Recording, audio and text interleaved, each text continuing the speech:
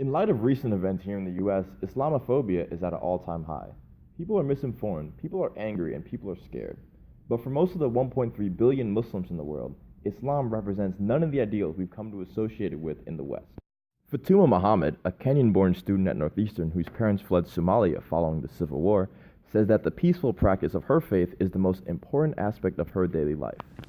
Faith essentially plays a role in like what happens every single day, like stopping what you're doing 5 times a day and kind of like stopping just like praying 5 times a day, or before you eat, like being able to like say like Bismillah, like in the name of Allah. Kind of like a lot of the things that I do are all kind of correlated around faith and being like faith conscious. I came to the US when I was around the age of 10, so coming to the US at 10 and like not really knowing like the history of what had happened in the US, because I came in 2005, so at that point it was like post 9/11 era. I didn't really know what 9/11 was, so kind of like, and then like then being referred to as like Muslim as terrorists, I think that kind of like changed to me taking off my hijab like in middle school and not wearing my hijab for like a really long time. A lot of people would just like rip my hijab off.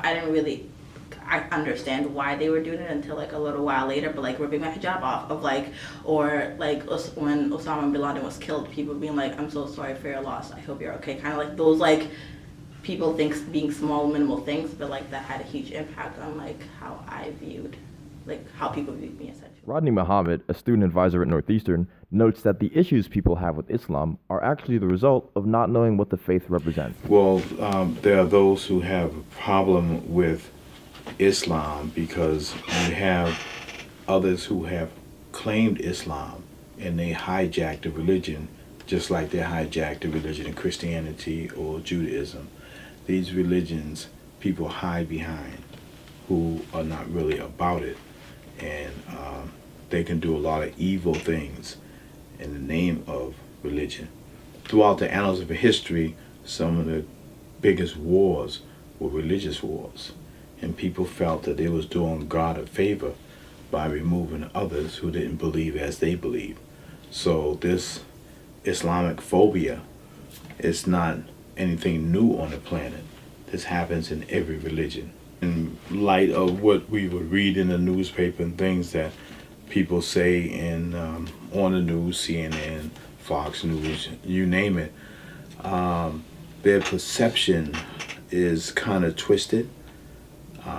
And then again, you have some of those who paint Islam in a negative way, perhaps because they're hidden motives. Maybe they think they're staunch Christians. But Islam means peace. Islam is a religion that establishes peace. Zainab Dede, a Turkish student at Northeastern, says she's noticed a difference in how Muslims are perceived since she moved to the US, but stressed that many Muslims abroad have the same fears as some do here at home. I think over the course of my time in US, it's become more and more difficult, because when I first came here in 2014, it was still Obama, like he was the president, and the election hasn't really started yet. And I think their rhetoric was much different than it is today. And coming to US, I had a very different perception of how it would be. I thought racism didn't exist in US. I thought Islamophobia would be very minor and at least not in the places that I would go. But now I think it's kind of going backwards, and I see more and more of racism and Islamophobia during my daily life in US. What they need to understand is what Americans fear right now, like terrorism. Most Muslims fear that. Muslims are the ones who are suffering the most from terrorism, which is, so being afraid of Muslims is not helping them, because the refugees that are escaping their countries, the Muslim refugees, they're escaping the radical Islam as well. So I think the Western world needs to understand that obviously not all Muslims are the same, but what they're afraid of, Muslims are afraid of that as well. So it's actually a common fear, and that's what I think most people don't realize. I think it's realizing that these ideologies are like essentially created to otherize people, and that like is it's like ideologies, but these ideologies have impacts. Like we're seeing, like right now with our current president, with our current administration. So like it's like one thing to have ideologies, but it's entirely another thing when those ideologies turn into policies, and those policies start affecting people's like everyday lives.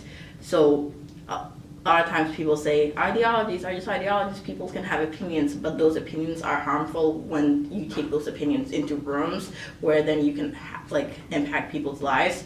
So I think essentially just like realizing that ideologies like they matter and that they affect people, and where do your ideologies come from, and how can you work towards seeing if this is actually the reality. Because a lot of people like they have these ideologies, but they talk to a Muslim person or they read the Quran and they realize what I'm being told actually isn't reality, it's not the truth. So kind of like speaking truth to power essentially, and realizing that what you're told isn't always necessarily the truth, and being willing to seek that truth, I think is very important.